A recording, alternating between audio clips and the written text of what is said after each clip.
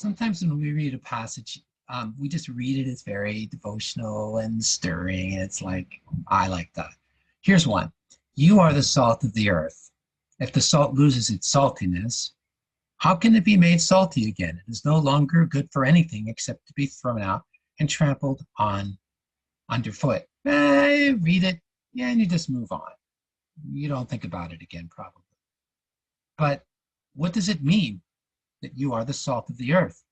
In America, we have from my father's world, they would always say, they'd always say, oh, that guy's the salt of the earth, meaning he's a really great guy. But what does it mean? What does it mean when it says the salt loses its saltiness? Well, I think the answer to this question is a lot easier than we might think. You don't need to look at your dictionary about what salt is and what salt does. Let me say that again.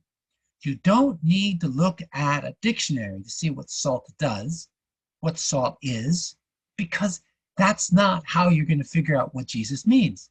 You figure out what Jesus means by looking at the context.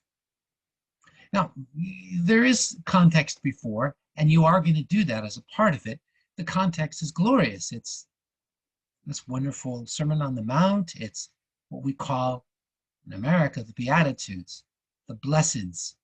Blessed are the poor in spirit, blessed are those who mourn, blessed are the meek. These are wonderful sayings, and Jesus means it. Here's blessing, being poor in spirit, mourning, being meek, hungering and thirsting for righteousness, being merciful, pure in heart, being peacemakers, being persecuted. This is where blessing is, Jesus says. Wow.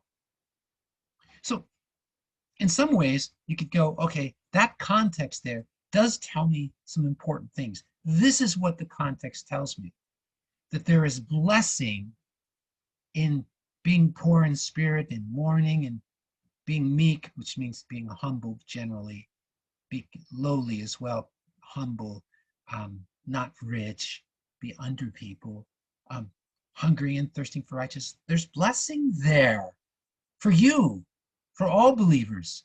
That's where blessing is. Blessing isn't in having big cars and fancy houses. Blessing is this, Jesus is saying. So keep that in mind. You're going to do the context, and that's really the basic context. What is blessing? Well, blessing is different from what we think of as blessing. All right. Then I look at the context after. The context after really tells me a lot. You are the light of the world. Well, okay, what does that mean? And so what I'm going to do is I'm going to read through the context after and say, what does that mean? Why does he say I'm the light of the world? And then he talks about lighting a lamp and putting it under a bowl. Why does he say that? Well, because you don't light a lamp and put it under a bowl because then nobody can see the light. That's all he's saying. If you have a bowl or a basket and you put it over the light, well, you can't see the light. The light doesn't do any good. And instead, they put it on a stand. In other words, you've got a stand and a holder, and you've got your oil lamp, and they didn't have candles then. So it's an oil lamp, and you light that you've got the material, probably cotton or linen, and it goes down into the lamp and into the oil, and then that sucks up the oil, and then the wick burns, and you have that light. So you don't put that light under a bowl or a basket. No. You hang it so everybody can see it, because that light is really valuable to the people in the house. And so he says, in the same way, let your light shine before others, that they may see your good deeds and glorify your Father in heaven. All right. Verses 14, 15, and 16, are they related to verse 13? Well, maybe. It's a different picture. The first picture is a picture of salt in verse 13. The second picture is a picture of light, but I think they are related. I think they must belong together.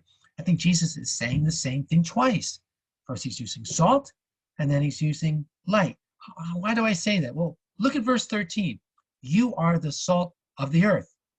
All right? You are the light of the world. Isn't that saying the same thing? Yes. So whatever salt of the earth is, it's related to light of the world. So you figure out verses 14, 15, and 16, and you got verse 13 figured out. Don't look at dictionaries about salt. You don't need to, because the point is not about what salt does. The point is of what we're supposed to do. And I can understand verse 13 by looking at 14, 15, and 16. That tells me what it means that I am the salt of the earth. You know, when you have questions, most of the time, by looking at the verses before and looking at the verses after, you can answer your question. And sometimes you may spend time looking it up on the internet and trying to figure things out when it's right in front of you.